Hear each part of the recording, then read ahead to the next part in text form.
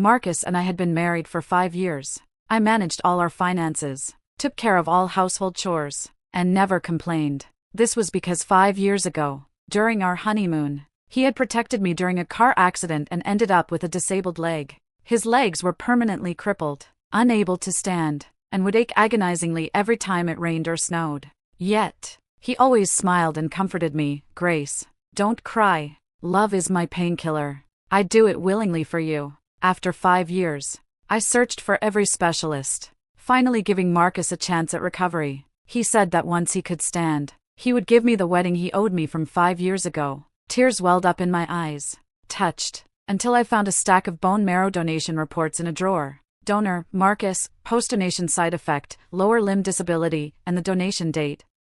My hand traced the faded handwriting. A dull ache pulsed through my heart. It was the same day we had our car accident. I calmed myself down and called Alex. "Look up information on the recipient of this donation, and send me all the surveillance video from the hospital." Alex's information arrived on my computer. A familiar name pierced my eyes. I was stunned to discover that the recipient was Brittany, the new caregiver Marcus had hired just a month ago. A month prior, Marcus had finally managed to get out of bed and take care of himself, only to suddenly lose his temper with the old caregiver who had looked after him for 5 years. He fired the old caregiver and hired Brittany the same day. He claimed she was his distant cousin, but Alex's report clearly showed they had been childhood sweethearts since they were children. My heart ached to the point of suffocation. Clenching the mouse, I clicked on the video below. Inside the hospital room, Brittany, in her disheveled caregiver uniform, was kissing Marcus. The screen was filled with suggestive kissing sounds. Her hand improperly reached downwards, but Marcus flipped her over and pinned her to the hospital bed. I stared intently at Marcus's legs, which were supposed to be motionless, and my breath hitched. Those legs, which I had meticulously cared for, sacrificing 5 years of time and money, yet still couldn't stand, were now flexibly straddling Brittany's waist. Brittany's saccharine voice reached my ears. "Marcus, why aren't you going to keep deceiving her? I still want the latest LV handbag." A sharp, prickly pain spread through my heart. Looking at my old clothes, which I hadn't changed in years, I suddenly remembered the $200,000 I had given Marcus last month. Last month, Sarah returned my rehabilitation costs to me. "Grace, Marcus crippled himself for you. You must treat him well. I'm still young, so just use these rehabilitation costs to buy him some nutritional supplements." The money Sarah and I saved by pinching pennies had now become an accessory in someone else's hands. Marcus laughed in his familiar voice, full of indulgence. "My ID card is about to expire next month. If she processes it as a family member, wouldn't she find out the marriage certificate was a fake?" "Good girl. I've already contacted the hotel for this wedding. We can bleeding me dry. You just let me spoil you and live comfortably as my wife." "Marcus is so good," Brittany pouted. "That wicked woman trying to steal you from me deserves to be drained dry by us. When that happens, Marcus, you can't protect her." All right, whatever my darling wants,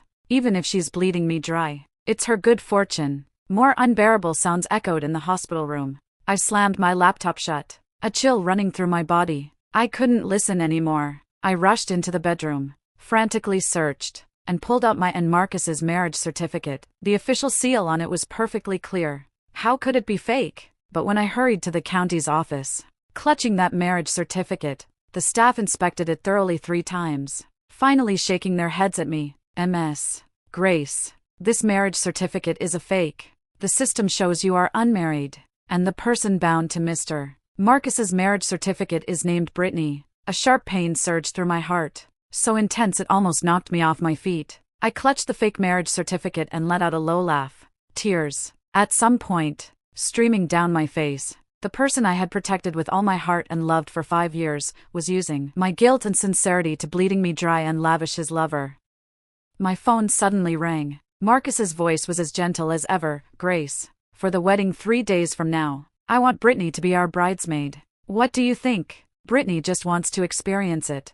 You're not jealous, are you?" Remembering what Marcus had said in the surveillance video, I forced a smile, my voice hoarse. "Of course, whatever you say." Marcus hung up, satisfied, but he didn't know that. Forget about a bridesmaid. At this point, I wouldn't care even if he wanted Brittany to be the bride.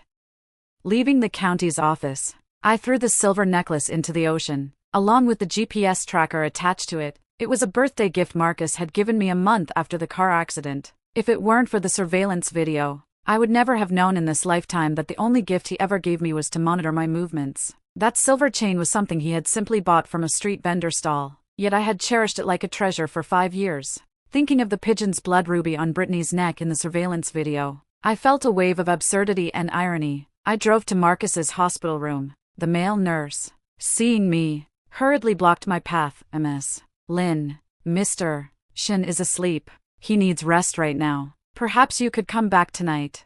I looked at the cold sweat beading on his forehead, then at the live surveillance feed Alex had sent me. The hospital room was empty. Marcus had colluded with everyone, just to deceive me. I understand. I let out a forced, light-hearted laugh, turned to leave, and, following his spending records, tracked him all the way to the amusement park. Marcus was riding the carousel with Brittany. Marcus's legs, which should have been disabled and weak, skillfully mounted the carousel horse. Brittany was held in his arms, her eyes shining with unmistakable happiness and sweetness. Marcus, I want you to hold me like this every day. Of course I'll hold my Brittany. You're the only one in my heart. Who else would I hold?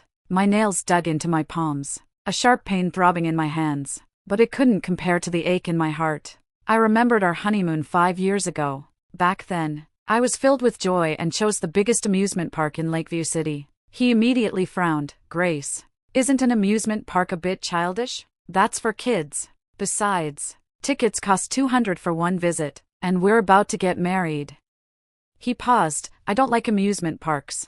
How about we go somewhere else? Marcus's tone was gentle, but every word implicitly blamed me. In the end, we went to the free beach. It was on the road beside that beach that we got into the car accident. My thoughts snapped back.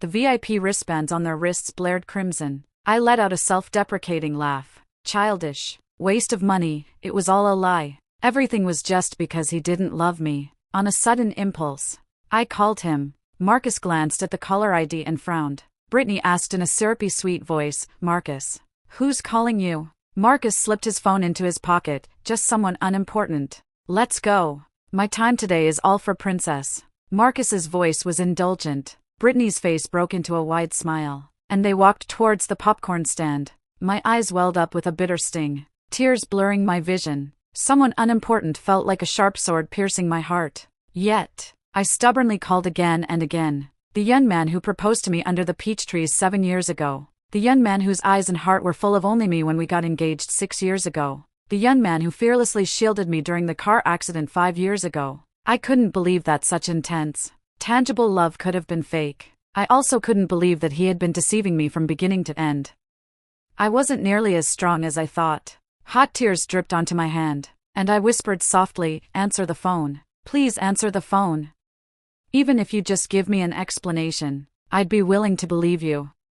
Finally, he picked up the phone after getting off the Ferris wheel. My heart eased, but then I realized no sound came through the receiver, because he wasn't answering my call. The call was from the high-end bridal boutique. Mr. Shen, the wedding dress you ordered at our boutique is ready. Should we bring it over now? Bring it over now. Marcus hung up the phone. Soon after, a staff member delivered the exquisitely embellished, luxurious wedding dress by special car. When saw the wedding dress, her eyes immediately lit up. Wow, it's so beautiful. Marcus, you're so good to me. Brittany kissed Marcus on the cheek, holding the jewel-encrusted wedding dress and unable to put it down. The staff member handed a simple, crude wedding dress to Marcus. Its edges were frayed, and even the material was polyester fiber. Marcus impatiently took it, finally replying to my message. Grace, I've already ordered your wedding dress. It's the work of a top French master from a high-end boutique. Custom-made, made of the finest silk. You'll truly shine on the wedding day. After saying that, he sent me the bill. He forgot to hide it. The bill listed 2 items. Custom silk wedding dress with pearls and crystal embellishments, $220,000, a flimsy shawl as a gift, processing fee $200. It turned out that, in his heart, I was merely a bonus item to his and Brittany's love, just like this wedding dress. That night, it rained. I pretended that nothing was wrong and went back to the hospital to see him. The moment he saw me, he immediately put on a gentle demeanor. Grace, you're here? The doctor said I can be discharged tomorrow. I ignored Brittany's envious glare and walked directly up to him. looking at his once disabled legs and pale lips. When his legs were crippled, he would be in agonizing pain every rainy day. He often held my hand and comforted me, saying love is my painkiller. But now I knew that the person who soothed his pain was Brittany, not me. I curved my lips into a smile, raised my hand, and pressed hard on his supposedly painful leg. Watching him flinch in pain, my smile widened. No rush. Look, your leg is still hurting. Rest for 3 more days. During these 3 days, I'll invite the most authoritative medical experts to give you rehabilitation training. The treatment agreement Alex had sent me clearly bore Marcus's signature. 6 months ago, Marcus was busy answering Brittany's calls and hadn't bothered to read the clauses carefully. Warning: this experimental drug is only for individuals with damaged skeletal nerves. If the body is intact, use may result in permanent disability. He still didn't know that. On our wedding day, I would give him a grand gift. On our wedding day, Marcus booked over 40 tables for the wedding banquet at a 5-star hotel and invited all his relatives and friends. Marcus, you're so lucky. Your legs just healed, and you're already throwing such a magnificent wedding. What are you talking about? Marcus was bedridden for 3 years trying to save that woman. She owes him her life. Giving it to him is only right. Marcus stood in the crowd, feigning a few protests. Everyone, please don't say that. Today is my and Grace's wedding, and Grace is paying. So please, everyone, don't hold back. He turned to me, his face showing a perfectly timed look of apology. Grace, don't be angry. My friends are just blunt and outspoken. No sooner had Marcus finished speaking than the ballroom doors swung open. Brittany, resplendent in a luxurious white wedding dress, instantly captured everyone's attention. Brittany tilted her head back amidst everyone's gasps and praises. Like a triumphant rooster, she looked at the shoddy gift I was wearing and feigned surprise, covering her mouth. Oh, Grace, it's our big day. How could you come dressed in such rags? One of Marcus's friends burst out laughing. Exactly. Brittany looks much better. I'd say today's bride looks more like Brittany. Brittany pouted. Jason, stop it. You're making me, the bridesmaid, look like I'm stealing the spotlight. Grace might get jealous. After saying that, she looked at Marcus, whose eyes were full of adoration. How could that be? Brittany should look beautiful. How is that stealing the spotlight? He looked at me. Grace, don't mind Brittany. She's young, and it's normal for her to care about her appearance.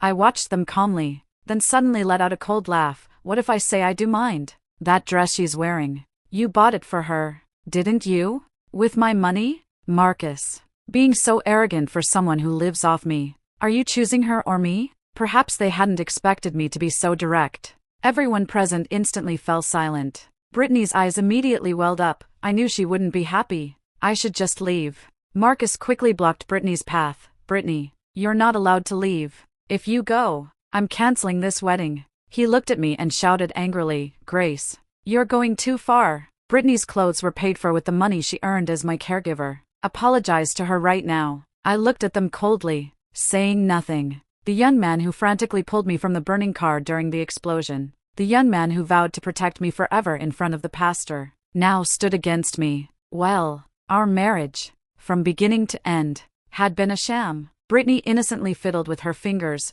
Grace, don't be mad, I even prepared a wedding gift for you too. Brittany rushed to the projector, and a spectacular relationship montage appeared on the big screen. The silhouettes were dark, but I recognized Brittany's figure. They were kissing, entwining, embracing, whispering sweet nothings. Even the final dedication bore Marcus and Brittany's names. Brittany stuck out her tongue. Oops, how silly of me. I wrote the wrong names. Grace, you won't blame me, will you? The guests immediately started to cheer. So what if the names are wrong? It's the thought that counts. Exactly. We're all Marcus's friends. Who dares to make our princess unhappy? Brittany looked at me, her eyes shining with blatant triumph. Marcus clapped his hands, his voice filled with an indescribable tender indulgence. Brittany's editing is really good. As if, as the bride, I was meant to be trampled underfoot by his mistress. I looked around. Everyone, from the MC to the guests, was on their side. Even the wedding balloons and streamers were in the pale pink I hated most. I subtly curved my lips into a smile, my fingertips brushing the hanging streamers. Marcus, why don't you and Brittany get married and leave with nothing? The air instantly fell silent. Hearing leave with nothing, Marcus's face changed. He stepped forward and grabbed my wrist. Grace. Stop messing around. Let's go up quickly. We're delaying the ceremony. With that, he pulled my hand, wanting to lead me up the steps. He thought that I, like countless times before, out of guilt and love, would indulge him unconditionally and be easily fooled by him. However, this time, I pulled my hand away from his. Since this is my wedding, I have the right to change everything I don't like. I looked calmly at his pale face, saying word for word, even the groom. I clapped my hands. The next second, a group of men in black suits, carrying new wedding decorations, poured in. The gaudy pink balloons were popped, and the delicate streamers were pulled down. Brittany let out a shriek. "What are you doing?" "I like pink. I spent so long picking out these decorations. Don't you dare touch them." I looked at Brittany, stamping her feet in frustration, and let out a scoff. Brittany, this is my wedding. As an outsider, you have no say. Do you? If you don't like it, please leave. Her eyes instantly reddened. Marcus lovingly shielded her behind him and yelled at me, "Grace, this is my wedding too. It's our big day. Do you have to ruin it? Brittany likes pink. Can't you just let her have this one time?" I looked at the man I had personally cared for 5 years and gently uttered 2 words, "No, I can't." "Marcus, you're so arrogant.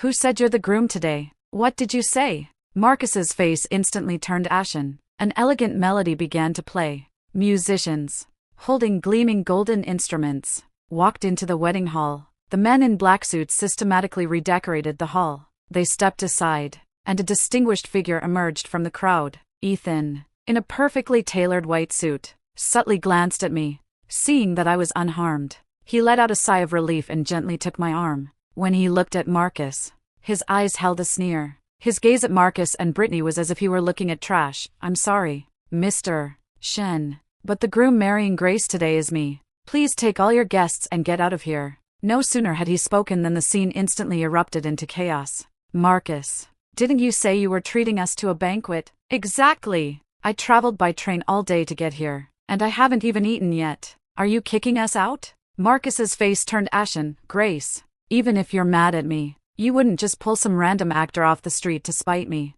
would you? This is our wedding. Let's just finish the ceremony first." With that, he moved to grab my hand, but Ethan quickly pulled me behind him. I looked at him coldly. "Marcus, we have no relationship anymore. Get your people out of here right now." Brittany stormed forward, throwing a tantrum. "You want us to leave?" "Absolutely not. This was booked in Marcus's name. Marcus is the owner of this ballroom, so if anyone's leaving, it's you." Ethan tilted his head. A waiter stepped forward at the opportune moment. "Mr. Shen, you booked Hall No. 2, which is on the floor below, and you ordered a total bill of 680,000 for the banquet. How will you be paying?" Marcus spun around to look at me, cold sweat streaming down his face. "Grace, didn't you say you would pay?" 680,000 was a huge sum of money for Marcus, who hadn't had any income for years and was solely dependent on me for support. I composedly blew on my nails. "Oh, I'm sorry. I might have forgotten.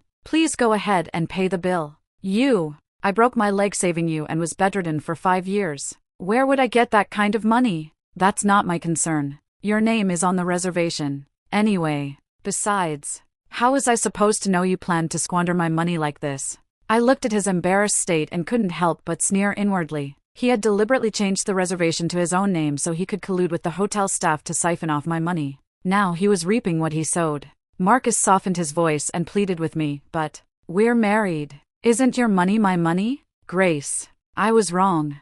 I was just thinking that ordering more would give you more face at our wedding banquet. Please forgive me this once and help me pay." Brittany rushed out and cursed at me. "Grace, you heartless ingrate. Marcus saved your life. He was bedridden for 5 years because of you. And this is how you treat him." Marcus's friends suddenly understood and all pointed their fingers at me, shouting, "Exactly. My nephew crippled himself saving you for 5 years. He sacrificed 5 years of his youth for you. You should be his servant. You're biting the hand that fed you. Marcus shouldn't have saved you. He should have let you die there." Marcus seemed to regain his composure. His back slowly straightened. "Grace, stop it.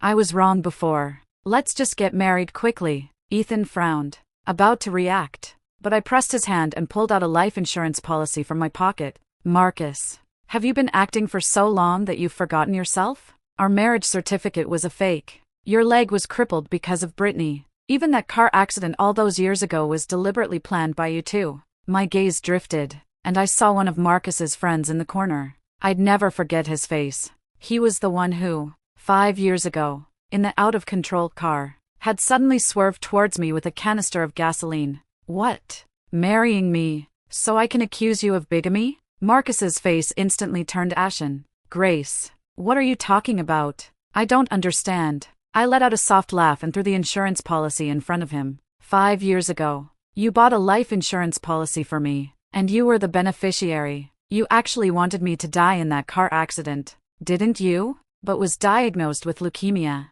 so you came up with a better, more efficient way to use me. I let out a self-deprecating laugh, pretending your leg was crippled while saving me, using my guilt and love for you to bleeding me dry, making me support both of you, right? Marcus's lips trembled, unable to speak. His hands trembled as he stepped forward. Grace, I know I was wrong. Please give me another chance.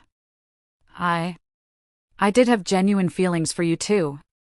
Hearing that, my heart felt as if it had been violently pierced. Yes, genuine feelings. Perhaps when we first met, he did have genuine feelings for me. When he held me, gazing at the sky, and wished upon a shooting star. When he warmed my hands and feet, carefully remembering every one of my preferences. When he proposed with 99 roses amidst a bed of petals. Unfortunately, those times were gone forever. With a look from Ethan, a waiter stepped forward. Sir, since you have no relationship with Ms. Lynn, please settle your bill. Hearing the words, no relationship, Marcus's body instinctively swayed. He looked at the waiter. There's no wedding in Hall 2 today. Cancel the food. Brittany pouted and tugged Marcus's hand. Marcus, today is our 5-year wedding anniversary. That wedding banquet was for me. How can you cancel it? Marcus didn't even glance at Brittany. He just stared at me. He hoped that I, like countless times before, would turn back for him, but I had cared for him for 5 whole years, and I was tired. I'm sorry, sir, but the food has already been served and cannot be cancelled. If you cannot pay, we will have to call the police. The waiter's tone was polite, but his words were unquestionable. Just then, someone from the boutique also called. Mr. Shen, your wedding dress bill hasn't been paid yet. If you are overdue, we will take legal action. Brittany's whiny voice rubbed against my ears. I've already told my girlfriends about it. What am I supposed to do if you cancel it? Marcus completely panicked. He hung up the phone, slapped her across the face, and yelled at her, do whatever you want. This wedding is cancelled. Don't you understand? Brittany was stunned from the slap. Her face swelled with 5 red finger marks. Incredulity flashed in her eyes. Marcus, you actually hit me. It's all because I love you, because I love you. Shut up. Marcus slapped her across the face again. Love me? Ha! You only love my money. If it weren't for your terrible idea, Grace would be married to me and living a good life right now. Marcus, how can you blame everything on me?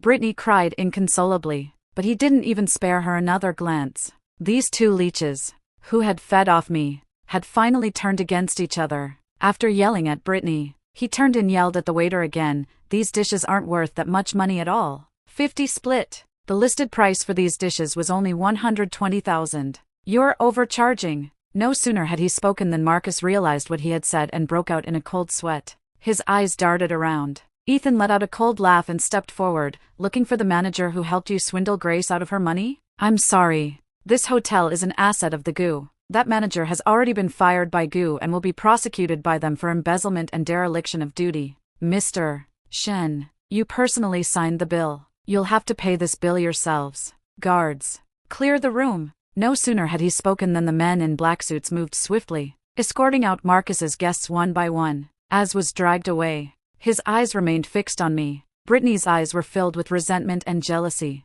She struggled free from the bodyguard and rushed to my front. Her eyes bloodshot. How dare you try to steal Marcus from me? We've known each other since we were 3, and we've been childhood sweethearts all through elementary, middle, and high school. Just because we were separated for 2 years in college, he fell for a temptress like you. Now his eyes and heart are full of only you. Looking at the 2 swollen spots on her cheeks, I curved my lips into a mocking smile. You shouldn't be asking me about this. You should ask Marcus. I think he loves neither you nor me. He only loves himself. From a distance, Marcus's body stiffened at my words. Then, he was carried off by the bodyguards, disappearing from my sight along with Brittany. The servers restored the ballroom to its original state. Guests for Ethan and me began to enter. Sarah, seeing me, her eyes immediately reddened. She rushed over and grabbed my hand. Grace, my dear child, I can't believe Marcus turned out to be such a scumbag. You must have suffered so much.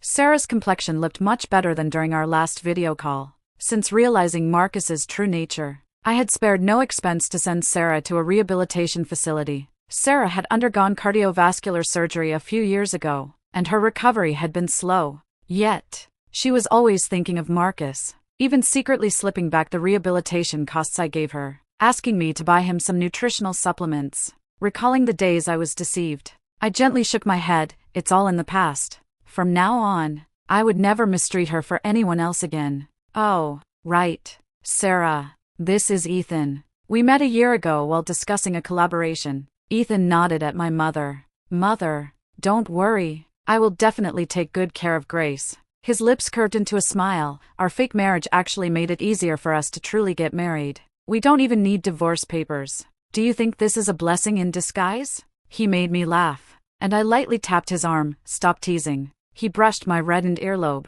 his voice soft and doting. All right, no more teasing. Hurry and change your clothes. I'll wait for you. The family's exclusive designer presented the wedding attire specifically designed for me. In the changing room, the moment I took off that shoddy polyester fiber gift and put on the pure white wedding attire, I felt the lights around me seem to shine even brighter. As I slowly walked into the wedding hall, the wedding music began to play, and I took Ethan's hand. Outside the hotel, Marcus stood numbly in the cold wind, listening to the wedding music from inside. His body shuddered. He realized for the first time that Grace, who had cared for him and loved him for 5 years, no longer belonged to him starting today. He had deceived her for 5 years. Now she had recognized the truth and no longer wanted him. Tears filled his eyes. Brittany grabbed his arm. Discontent. Marcus, can't you just forget about her? I'm the one who's always been by your side. We're the real couple. Marcus suddenly turned around, his eyes bloodshot.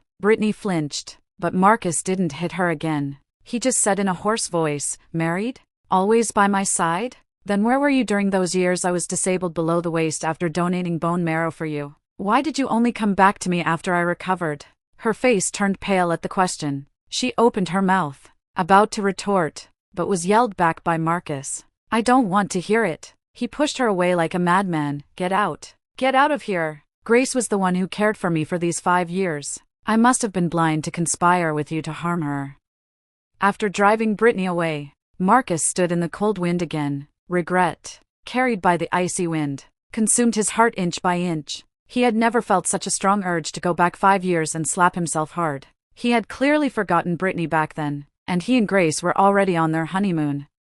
He remembered that fleeting glance he had of Grace under the peach trees at their alma mater that year. He remembered Grace's terrified expression during the car accident and how she instinctively shielded him. He remembered Grace managing the company alone and selflessly caring for him for 5 whole years. Tears streamed down his cheeks, scalding him and making his body tremble. If hadn't sought him out, begging him to donate bone marrow for old time's sake, he wouldn't have changed the amusement park plan to the beach at the last minute, nor would he have planned that car accident. It was all Brittany's fault. It was all Brittany's fault. If he just proved he didn't love Brittany, would Grace come back? Marcus suddenly looked up, his eyes sparkling. He looked towards the ballroom and whispered softly, Grace, wait for me to come back to you.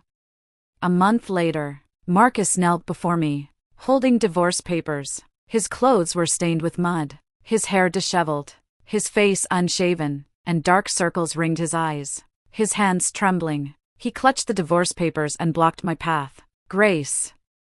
Marcus's voice was hoarse, and his eyes instantly reddened. I've already divorced Brittany. I don't want her anymore. I promise she'll never appear before you again. Please forgive me and come home with me. I looked at his blood-stained clothing. My heart jolted. Marcus, what did you do to her? I instinctively clenched my fingers. Although I disliked Brittany, I never wished for a fatality. Marcus ignored me. He simply stood up, smiling, and took a step closer to me. You won't see her again. Never again. Grace, I've changed. Please come home with me. I promise I'll treat you as well as when we first fell in love." With that, he reached out with his dirty hands to grab me. I recoiled in fear, but backed into a warm embrace.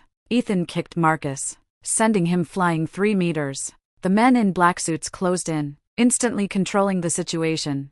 It was then that I discovered Marcus was carrying a knife in his embrace, and a note written in blood. "If you don't love me, I'd rather die with you." Marcus kept calling my name. His vacant eyes looked in my direction, his whispers sounding more like a death knell.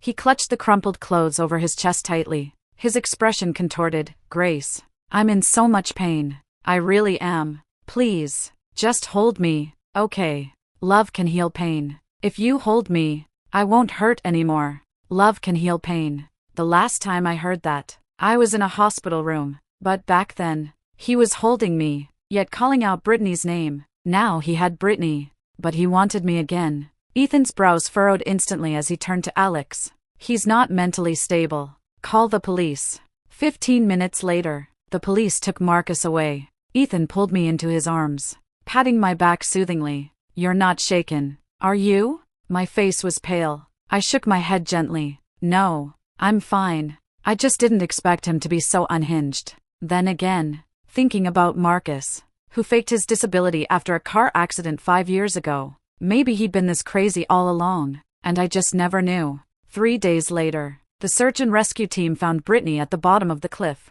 Brittany was covered in blood, with over a dozen broken bones. Although she was rescued, she suffered high-level paraplegia and would never walk again. Through her tear-filled eyes, she identified Marcus. It turned out that 4 days prior, Marcus had falsely claimed he wanted to reconcile with her. Brittany was ecstatic, unaware that when she arrived at the agreed-upon location, Marcus suddenly lunged out like a wolf and pushed her off the cliff. If it hadn't been for the tree branches that broke her fall halfway down, she would have died instantly, leaving no one to testify.